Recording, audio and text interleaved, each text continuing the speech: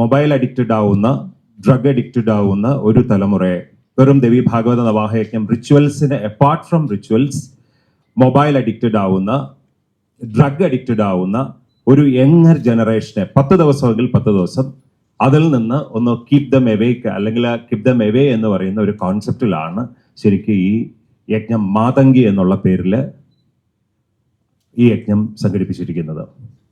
അതിനു മുമ്പിലായിട്ട് as an introduction to it ക്ഷേത്രത്തിൻ്റെ ഭാരവാഹികൾ ആരാണെന്നും ഒക്കെ ട്രഷറർ ഗോവിന്ദേട്ടൻ ഇൻട്രൊഡ്യൂസ് ചെയ്യും.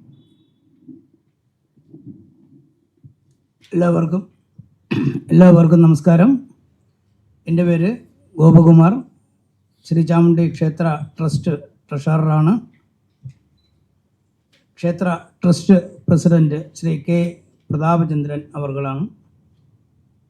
ക്ഷേത്ര trust vice president Shri S Madhusoodanan Nair.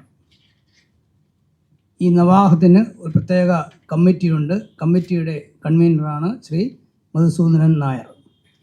അപ്പോൾ ഉത്സവത്തിന് നിങ്ങളുടെ എല്ലാം സഹകരണം ഉണ്ടായിരുന്നു. എല്ലാ ചാനലുകളും എല്ലാ മാധ്യമങ്ങളും നല്ല രീതിയിലുള്ള കവറേജാണ് ശ്രീ ചാമുണ്ഡി ക്ഷേത്ര ട്രസ്റ്റിന് ഇതുവരെ നൽകിയിരുന്നത്. അതുപോലെ ഉള്ള സഹകരണം ഈ നവാഹ യജ്ഞത്തിനും ഉണ്ടാകണം.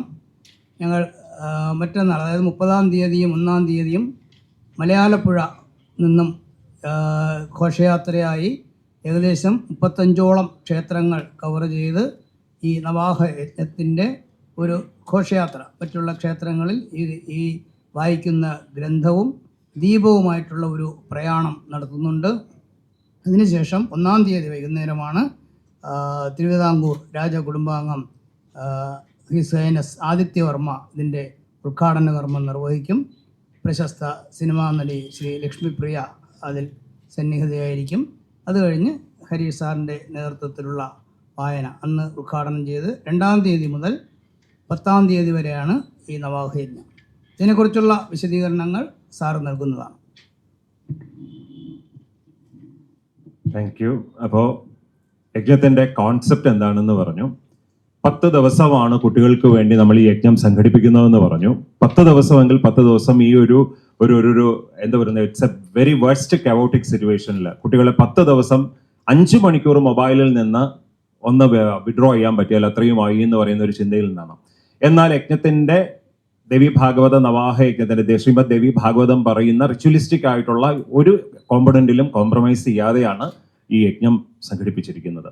നമ്മൾ വിമൻ എംപവർമെന്റ് എന്നൊക്കെ നമ്മൾ വളരെ ക്ലീഷേഡ് ആയിട്ട് നമ്മൾ ടൈറ്റിൽസ് എഴുതുമ്പോഴും ഹൗ ഇറ്റ്സ് പോസിബിൾ എന്നുള്ളതിനെ സൂചിപ്പിച്ചിട്ടാണ് ആദ്യത്തെ ദിവസം തന്നെ ശ്രീമദ് ദേവി ഭാഗവത നവാഹ യജ്ഞത്തിന് ഭദ്രദീപം നമ്മൾ ഹിസ് ഹൈനസ് ആദിത്യവർമ്മ നിർവഹിക്കുമ്പോൾ കൂടെ സ്ത്രീ സാന്നിധ്യമായിട്ട്, ദേവി സാന്നിധ്യമായിട്ട് ശ്രീമതി ശ്രീവിദ്യാ ഉപാസക കൂടിയാണ് ശ്രീമതി ലക്ഷ്മിപ്രിയ. അപ്പാർട്ട് ഫ്രം ഈ ആക്ട്രസ് എന്നുള്ള ടൈറ്റിലിന് മുകളിൽ ഷീസ് ഒരു സാധക എന്നുള്ള ഒരു ടൈറ്റിൽ സ്യൂട്ട്സ് ഹർ ബെസ്റ്റ് എന്നുള്ളതാണ് ഒരു തോന്നൽ. എല്ലാ ദിവസവും കുട്ടികൾക്ക് ക്വിസ് കോമ്പറ്റീഷൻ, കുട്ടികളുടെ ക്രിയേറ്റിവിറ്റി, അത് എല്ലാ ദിവസത്തെയും ചോദ്യോത്തരങ്ങളും അതാത് ദിവസം വായിക്കുന്ന ഭാഗത്തെ ആധാരമാക്കിയാണ്.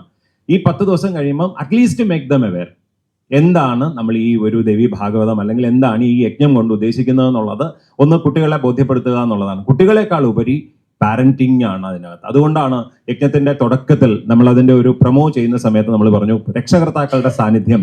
കാരണം വർഷത്തിൽ 10 ദിവസം കുട്ടികളുടെ കൂടെ നമുക്ക് ഒരു 5 മണിക്കൂർ ചെലവഴിക്കാൻ പറ്റിയില്ലെങ്കിൽ what make the sense in parenting. നമ്മൾ എല്ലാവരുടെ വീട്ടിലും കുട്ടികളുണ്ട്, എല്ലാവർക്കും കുട്ടികളുണ്ട്. കുട്ടികൾ അനുസരിക്കുന്നില്ല, തലതിരിഞ്ഞു പോകുന്നു, കുട്ടികൾ ഡ്രഗ് അഡിക്റ്റ് ആവുന്നു, കുട്ടികൾ മൊബൈൽ അഡിക്റ്റ് ആവുന്നു, കുട്ടികൾ മാവറിക് ആവുന്നു എന്നൊക്കെ നമ്മൾ പറഞ്ഞിട്ട് doesn't make sense. What we contribute, അതാണ് അതിന്റെ ക്വസ്റ്റ്യൻ. നമ്മൾ അവർക്ക് വേണ്ടി എന്ത് ചെയ്യുന്നു? അതുകൊണ്ടാണ് എല്ലാ ദിവസവും രാവിലെ അറ്റ്ലീസ്റ്റ് ഈ വെക്കേഷൻ ടൈമിലെങ്കിലും രാവിലെ 5 മണിക്ക് കുട്ടികൾ എഴുന്നേക്കുമല്ലോ. അല്ലെങ്കിൽ ഈ 10 ദിവസത്തേക്കെങ്കിലും 10 ദിവസം ഒന്നും ഇല്ലാതിരിക്കുന്നിടത്ത് ഇറ്റ്സ് എ ബെറ്റർ എന്ന് ഒരു കോൺസെപ്റ്റിൽ നിന്നാണ് ഇത് വന്നത്. കുട്ടികൾക്ക് വേണ്ടുന്ന നമ്മൾ ഈ പറയുന്ന പുരാണവും അതിനകത്ത് ബേസിക് ആയിട്ട് നമുക്ക് ഈ കുട്ടികൾക്ക് ഏറ്റവും ലാഗിങ് എന്ന് നമുക്ക് തോന്നുന്നത് ഒരു എൽഡർ ജനറേഷനെ റെസ്പെക്ട് ചെയ്യാൻ. നമ്മളെല്ലാം പറയുമ്പോൾ നമുക്ക് ഈ എന്താ പറയുന്നത്, നമ്മൾ നവോത്ഥാനം പുരോഗമനം എന്നൊക്കെ നമ്മൾ പറയും. പക്ഷെ നമ്മുടെ വീട്ടിലെ കുട്ടികൾ തലതിരിയുമ്പോഴാണ് നമ്മൾ ആലോചിക്കുന്നത് നമുക്ക് എവിടെയാണ് വാട്ട് വി മിസ്ഡ്. അപ്പോഴാണ് നമ്മൾ വീണ്ടും ആലോചിക്കുന്നത് we have to come back, നമുക്ക് തിരിച്ച് വരേണ്ടതുണ്ട്. സജ്ജനങ്ങളെ കാണുന്ന നേരത്തെ ലജ്ജ കൂടാതെ വീണ്ടും നമസ്കരിക്കാൻ അച്ഛൻ്റെ അമ്മയുടെയും പാദത്തിൽ തൊട്ട് നമസ്കരിക്കാൻ നമ്മുടെ സ്വന്തം വീട്ടിലെ കുട്ടികളെ നമ്മൾ ആ ചെറിയ പ്രായത്തിൽ പഠിപ്പിച്ചില്ലെങ്കിൽ പിന്നെ എപ്പോ എന്ന് പറയുന്ന ഒരു ചോദ്യമുണ്ട്. അപ്പോൾ ഒന്നാമത്തെ ദിവസം കുട്ടികളുടെ ക്വിസ് കോമ്പറ്റീഷൻ, എല്ലാ ദിവസവും കുട്ടികളുടെ ക്വിസ് കോമ്പറ്റീഷൻ അറേഞ്ച് ചെയ്തിട്ടുണ്ട്. രണ്ടാമത്തെ ദിവസം കുട്ടികൾക്ക് വേദങ്ങളെ പരിചയപ്പെടുത്തുന്ന ഒരു സെഷൻ അറേഞ്ച് ചെയ്തിട്ടുണ്ട്. എന്താണ് വാട്ട് ഈസ് വേദിക് സ്ക്രിപ്റ്റേഴ്സ്. അന്നാണ് ഈ കുട്ടികൾക്ക് നമ്മൾ ഈ കല്യാണ മണ്ഡപത്തിലേക്ക് വരുമ്പോൾ ഈ ദക്ഷിണ കൊടുക്കുക എന്ന് പറയുന്ന ചടങ്ങ് എന്താണെന്നൊന്നും അറിയാൻ വയ്യ. തെക്കോട്ട് നിൽക്കണോ വടക്കോട്ട് നിൽക്കണോ, പിന്നെ ഇതൊന്നും വിശ്വാസമില്ലാത്തവർക്ക് ഇതൊന്നും വേണമെന്നില്ല, നിർബന്ധമില്ല. പക്ഷേ ഒരു സിസ്റ്റത്തിനകത്തേക്ക് നിൽക്കുമ്പോൾ ദക്ഷിണ കൊടുക്കുന്നത് എങ്ങനെ എന്ന് പറയുന്ന ബേസിക് ലിവിങ്ങിനുള്ള സാധനമാണ് രണ്ടാമത്തെ ദിവസം. മൂന്നാമത്തെ ദിവസം ഹൈലൈറ്റ് ചെയ്യുന്നതെന്ന് പറഞ്ഞത് പേഴ്സണൽ ഹൈജീൻ. ദേവി ഭാഗവതത്തിലെ 11-ാം അധ്യായത്തിൽ പറയുന്ന personal hygiene, how to have the personal hygiene, എങ്ങനെയാണ് വ്യക്തി ശുചിത്വം, എത്ര മണിക്ക് എഴുന്നേൽക്കണം, എന്തൊക്കെയാണ് ശരി. ഈ ദേവി ഭാഗവതത്തിന്റെ ഒരു പ്രത്യേകത എന്ന് പറഞ്ഞാൽ കംപ്ലീറ്റ് പ്രാക്ടിക്കൽ ലിവിംഗ് ആണ്. നമ്മൾ വിചാരിക്കുന്നത് ഈ എന്താ പറയുന്നത്, ദേവി അസുരനെ വധിച്ചതും അസുരൻ ദേവിയെ ഓടിച്ചതും അല്ലെങ്കിൽ അവർ തമ്മിലുള്ള ഒരു ഡീലിങ്സും ഒക്കെയാണ് ദേവി ഭാഗവതം എന്നാണ്. ദേവി ഭാഗവതം അങ്ങനെയല്ല. Devi Bhagavatam has nothing to do with, അതൊക്കെ വളരെ പെരിഫറൽ പുഡിങ്ങുകൾ മാത്രമാണ്, ഡെസർട്ടുകൾ മാത്രമാണ്. അതിനകത്തുള്ളത് മുഴുവൻ എന്താ പറയുന്നത് stress management, how to have a very pleasant living, personal hygiene. 11-ാം അധ്യായം എന്ന് പറയുന്നത് തന്നെ പേഴ്സണൽ ഹൈജീനെ കുറിച്ചാണ് പറയുന്നത്. ഈ 9-ാം അധ്യായത്തിലാണെങ്കിൽ ഈ ദക്ഷിണാദേവി, നമ്മുടെ ഒക്കെ വീടുകളിൽ കല്യാണം നടക്കുന്നുണ്ട്, മരണം നടക്കുന്നുണ്ട്. നമുക്ക് അറ്റ്ലീസ്റ്റ് നമുക്ക് ഈ ദിക്കുകൾ, ഡയറക്ഷൻസ് നമുക്ക് വ്യക്തമായിട്ട് അറിയാൻ വയ്യ. ഈ ഡയറക്ഷൻസ്, അതിന്റെ ഏറ്റവും വലിയൊരു ദേവി ഭാഗവത്തിൽ ഏറ്റവും കാണുന്ന ഒരു പ്ലസ് എന്ന് പറയുന്നത്, നമ്മളെല്ലാവരും പറയും രാവിലെ എഴുന്നേറ്റാൽ സൂര്യനെ നമസ്കരിക്കണം എന്ന് പറയുമ്പോൾ അതിനകത്തൊരു ബ്ലൈൻഡ് ബിലീഫ് അല്ലെങ്കിൽ ഒരു സൂപ്പർസ്റ്റിഷന്റെ ഒരു സാധനം വരും. പക്ഷെ കുട്ടികൾക്ക് നമ്മൾ എന്തുകൊണ്ട് സൂര്യനെ നമസ്കരിക്കണം, അത് ഫോട്ടോസിന്തസിസ് അഥവാ പ്രകാശ സംശ്ലേഷണം എന്ന് പറയുന്ന ഒരു കാര്യം നടക്കുന്നത് ഈ സൂര്യനിൽ നിന്നാണ്. അതുകൊണ്ടാണ് വൃക്ഷങ്ങൾ ആഹാരം പാചകം ചെയ്യുന്നത്. അതിൽ നിന്നാണ് നമ്മുടെ ജീവൻ നിലനിൽക്കുന്നത് എന്ന് കുട്ടികളെ നമുക്ക് കൺവിൻസ് ചെയ്യാൻ പറ്റിയാൽ ഇറ്റ് നെവർ ബിക്കം ഒരു ബ്ലൈൻഡ് ഓർ സൂപ്പർസ്റ്റിഷ്യസ് ആയിട്ട് ഒരു സാധനമായിട്ട് വർക്കൗട്ട് ആവില്ല. അവർക്ക് അതിന്റെ സെൻസ് മനസ്സിലാവും. നമുക്ക് ഈ ചെറിയ സ്പൂണാണ് നമ്മുടെ കയ്യിരിക്കുന്നത്, അതിൽ കൊള്ളുന്ന അത്രയൊക്കെ നമുക്ക് പറഞ്ഞു കൊടുക്കാൻ പറ്റും. നമ്മൾ ഈ ബ്ലൈൻഡ് ആയിട്ട് നമ്മൾ ഈ പലപ്പോഴും നമുക്ക് പറ്റുക, ഈ ഭാഗവതമാണെങ്കിലും ശരി, രാമായണമാണെങ്കിലും ശരി, നമ്മൾ അതിന്റെ പെരിഫറൽ പുഡിങ്ങുകളെ കുറിച്ച് മാത്രം പറയും, ഡെസർട്ടുകളെ കുറിച്ച് മാത്രം പറയും. ഫലത്തിൽ എന്താവും, ഏറ്റവും അവസാനം കുട്ടികൾക്ക് കുറച്ച് കഥ കേട്ടു എന്നൊരു തോന്നലാവും. അപ്പാർട്ട് ഫ്രം ദാറ്റ്, ആ കഥകൾക്കല്ല ഒരു യജ്ഞം ഉൾക്കൊള്ളൽ, ഒരു യജ്ഞത്തെ അറിയൽ, മറിച്ച് നിത്യജീവിതത്തിന് വേണ്ടുന്ന, നമ്മൾ ഈ സ്വന്തം അച്ഛൻ്റെ അമ്മയുടെയും പാദങ്ങൾ കണ്ടിട്ട് എപ്പോഴും ഉണ്ടാവും, ഒന്ന് കല്യാണത്തിന് നമസ്കരിക്കാൻ, പിന്നെ മരിച്ചു കിടക്കുമ്പോൾ ചെന്നൊന്ന് നമസ്കരിക്കാൻ. ഈ കാവ്യാത്മകമായി പറഞ്ഞു കഴിഞ്ഞാൽ ആ മനുഷ്യർ കൊണ്ട വെയിലാണ് നമ്മുടെ ഓരോരുത്തരുടെയും ജീവിതം എന്നുള്ളത് വളരെ പരമസത്യമാണെന്നിരിക്കെ നമ്മൾ അച്ഛൻ്റെ അമ്മയുടെയും കാല് കാണുന്നത് ഈ കണ്ട് ആ ഒരു ദുരവസ്ഥ ഒരു തലമുറയ്ക്ക് ഉണ്ടാവരുത് എന്നുള്ള ഒരു പൂർണ്ണ ബോധ്യത്തിലാണ്. എനിക്കും 2 കുഞ്ഞുങ്ങളാണ് വീട്ടിൽ. ഞാൻ കാണുന്നതും കഴിഞ്ഞ 10-23 വർഷമായിട്ട് കാണുന്നതും ഈ 16-നും 23-നും ഇടയിലുള്ള പിള്ളേരാണ്. അവരോട് കൂടെയാണ് ജീവിതം മുഴുവൻ. അപ്പൊ തോന്നും അതങ്ങനെ ആവരുത്. അച്ഛനും അമ്മയും വെറും ATM മെഷീൻസുകളല്ല, വെൻഡിങ് മെഷീനുകളല്ല. നമുക്ക് ഈ പുറമേ നിന്ന് കാണുമ്പോൾ നമുക്കത് വളരെ ഈസിയാണെന്ന് തോന്നും. അവരവരുടെ വീട്ടിൽ അനുഭവിക്കുമ്പോൾ നമുക്ക് മനസ്സിലാവും നമുക്ക് എവിടെയോ തെറ്റിപ്പോയി, നമ്മുടെ ideology has gone something wrong എന്ന് പറയുന്ന ഒരു തോന്നലുണ്ടാവും.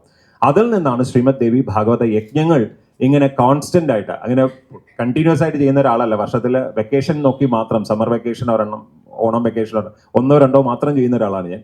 പക്ഷേ ചെയ്യുന്നത് ഫോർ എ സോഷ്യൽ കാസ് എന്ന് പറയുന്ന, മാത്രമല്ല കരിക്കം ക്ഷേത്രത്തിലെ യജ്ഞം ചെയ്യുന്നതിൻ്റെ ഏറ്റവും വലിയ സന്തോഷം എന്ന് പറയുന്നത് ഓൾറെഡി അവർക്ക് 3 പ്രോജക്റ്റുകളുണ്ട്.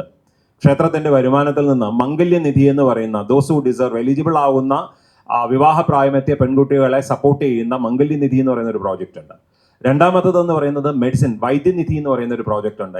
ഇൻസുലിൻ വാങ്ങിക്കാൻ പറ്റാതെ, വളരെ ജെന്യുവിനായിട്ട് മരുന്നുകൾ വാങ്ങിക്കാൻ പറ്റാതെ വരുന്നവരെ സപ്പോർട്ട് ചെയ്യുന്നത്, അങ്ങനെ ഒരു വൈദ്യനിധി എന്ന് പറയുന്നവർ. പിന്നെ വിദ്യാനിധി, പഠിക്കാൻ ജെന്യുവിനായിട്ട് സാഹചര്യ കുറവ് കൊണ്ട് പറ്റാത്തവർക്ക്. ക്ഷേത്രം എന്ന് പറയുന്നത് വെറും പൂജയും ആരാധനയ്ക്കും അപ്പുറത്തേക്ക് it stands for a social cause, അല്ലെങ്കിൽ it stands for a social upliftment എന്ന് പറയുന്ന, അതുകൊണ്ടാണ് കരിക്കം ക്ഷേത്രവുമായിട്ട് ഏറ്റവും കൂടുതൽ അസോസിയേറ്റ് ചെയ്യുന്നത്. കഴിഞ്ഞ 10-33 വർഷമായിട്ട് ഈ ക്ഷേത്രവുമായിട്ടുള്ള ഏറ്റവും വലിയ അസോസിയേഷൻ, അല്ലെങ്കിൽ ക്ഷേത്രവുമായിട്ടുള്ള ഏറ്റവും വലിയ സന്തോഷം എന്ന് പറയുന്നത്, ക്ഷേത്രത്തിന്റെ അത് ബാക്കി റിച്വൽസ് ഒക്കെ നടക്കും, പൊങ്കാല നടക്കും, അത് കഴിഞ്ഞാൽ നവരാത്രി നടക്കും, ഒക്കെ നടക്കും. പക്ഷെ അതിൻ്റെ ഒക്കെ പിറകിൽ ക്ഷേത്രത്തിന്റെ സോഴ്സ്, ക്ഷേത്രത്തിന്റെ ഭക്തർ സമർപ്പിക്കുന്ന ഒരു സമർപ്പണത്തിന്റെ ഒരു ഭാഗം ഇങ്ങനെ അർഹമായ കൈകളിലേക്ക് എത്തുന്നു എന്ന് പറയുന്നത് തന്നെയാണ്. അല്ലെങ്കിൽ എനിക്ക് തോന്നുന്നില്ലല്ലോ കേരളത്തിലെ വേറെ ഒരു ക്ഷേത്രവും ഒരു യജ്ഞത്തെ കുട്ടികൾക്ക് വേണ്ടി കസ്റ്റമൈസ് ചെയ്യാമെന്ന് പറയുന്നത്. സാധാരണ നമ്മൾ ഈ കാണുന്ന രാവിലെ കുറെ ഭാഗവതത്തിന്റെ കഥ പറയും, പിന്നെ ഇഡലിയായി, സാമ്പാറായി, അത് കഴിഞ്ഞ് കഴിഞ്ഞാൽ പിന്നെ ഉച്ചയ്ക്ക് ഊണായി, പിന്നെ ഒന്ന് ഉറക്കമായി, വൈകുന്നേരം ആകുമ്പോൾ ഒരു ആരതിയായി, പിന്നെ ഒരു മണിയണി, കിണി കഴിഞ്ഞു. ഇതാണ് നമ്മുടെ ഒരു സാധാരണ യജ്ഞത്തിന്റെ ഒരു ട്രാക്ക്. കണ്ടാ കണ്ടു, കണ്ടില്ലേ കണ്ടില്ല, ഉറങ്ങിയാ ഉറങ്ങി, ഉച്ചയ്ക്ക് ലാവിഷായിട്ട് ഫുഡ് കാണും. അത് ഞാൻ ഉൾപ്പെടെയുള്ളവരുടെ കാര്യമാണ്. ഞാൻ ഇതിനെ നോട്ട് അപ്പാർട്ട് ഫ്രം ഇങ്ങനെ ഞാൻ നിങ്ങളുടെ കൂടെ ഇരുന്നാണ് പറയുന്നത്. ഇങ്ങനെയാണ് കാണുന്നത്. പക്ഷെ അങ്ങനെ അല്ല യജ്ഞങ്ങൾ എന്ന് പറയുന്ന ഒരു സിസ്റ്റത്തിലേക്ക് വരുന്നത് ഈ കരിക്കാം പോലെ ക്ഷേത്രം പോലുള്ള ക്ഷേത്രങ്ങൾ ഇനിഷ്യേറ്റ് ചെയ്യുന്നതുകൊണ്ടാണ്. എന്ന് പറയുന്നത് വെറും സദ്യ കൊടുക്കൽ മാത്രമല്ല യജ്ഞങ്ങൾ എന്ന് പറയുന്നത്. അല്ലെങ്കിൽ കുറെ രാവണൻ സീതയെ തട്ടിക്കൊണ്ടുപോയി, സീത രാവണനെ തട്ടിക്കൊണ്ടുപോയി, രാവണനും സീതയും കൂടെ അശോകവൻ, ഇതൊക്കെ കുറെ കാലം കൊണ്ട് എല്ലാവരും കേൾക്കുന്നതാണ്. പക്ഷെ what you get out of it, നമുക്ക് അല്ലെങ്കിൽ നമ്മുടെ തലമുറയ്ക്ക് എന്താ അതിൽ നിന്ന് കിട്ടുന്നു എന്ന് പറയുന്നതാണ് ആ യജ്ഞത്തിന്റെ സത്ത എന്ന് പറയുന്നത്. അതിനെ കുറേയൊക്കെ നമ്മൾ എന്താ പറയുന്നത്, സംസ്കൃതം പറഞ്ഞു കഴിഞ്ഞാൽ പറയും എൻ്റെ പൊന്നു സാറേ ഒന്ന് നിർത്ത്, പോണം, എത്രയും പെട്ടെന്ന് വീട്ടിൽ ചെന്നിരിക്കണം എന്ന് നമുക്ക് കാരണം അതിന്റെ എസൻസ് എന്ന് പറയുന്നത് തേജദുർജന സംസർഗം ഭജ സാധു സമാഗമം കുരുപുണ്യ മഹോരാത്രം സ്മരനിത്യ മഹേശ്വരം. സിമ്പിളാണ്. നമുക്ക് ഈ എപ്പോഴും ബാഡ് കമ്പനീസ് ആണ് നമ്മളെ ഒരു ബാഡ് ടെംപ്റ്റ്. ഇല്ല, വൈകുന്നേരം നമ്മൾ ചുമ്മാ ഇരിക്കുമ്പോഴായിരിക്കും ആരെങ്കിലും ഒരാൾ വിളിക്കുന്നത്, വണ്ടി വഴി തിരിഞ്ഞു പോയി, സ്വസ്ഥമായിട്ട് ഫാമിലിയോട് ഇരിക്കേണ്ട സമയം വണ്ടി വഴി തിരിഞ്ഞു, ഏത് വഴിക്കെന്ന് ഞാൻ പറയുന്നില്ല. ഇത് ഒഴിവാക്കാൻ വേണ്ടിയാണ് നമ്മൾ കീപ്പ് എൻഗേജ്ഡ് എന്ന് പറയുന്നത്. അതിനാണ് ഈ യജ്ഞങ്ങൾ. You keep engage yourself either with a chanting or with a meditation or with a dance or whatever it may be. നിങ്ങളെ പ്ലസന്റ് ആയിട്ട് നിർത്തുന്ന, നിങ്ങളെ മനസ്സിനെ വളരെ പോസിറ്റീവായിട്ട് നിർത്തുന്ന എന്താണോ അതിൽ എൻഗേജ് ചെയ്യൂ എന്നുള്ളതാണ്. മറ്റുള്ള എൻഗേജ്മെന്റ്സ് എന്ന് പറയുന്നത് 1 ധനനഷ്ടം, 2 മറ്റുള്ളവർക്കുള്ള ബുദ്ധിമുട്ട്, 3 വീട്ടുകാർക്ക് പോലും നമ്മൾ ബാധ്യതയാവുന്ന ബുദ്ധിമുട്ടുകൾ. അങ്ങനെ ഒന്നും ഉണ്ടാവരുതെന്ന് പറയുന്ന ഒരു കോൺസെപ്റ്റിൽ നിന്നാണ് ഈ യജ്ഞം ഇങ്ങനെ ഒരു നമ്മൾ ഈ പറയുന്ന സച്ച് ഒരു എവല്യൂഷനിലേക്ക് വന്നത്, അല്ലെങ്കിൽ ഒരു ഇവോൾവ്മെന്റിലേക്ക് വന്നത്.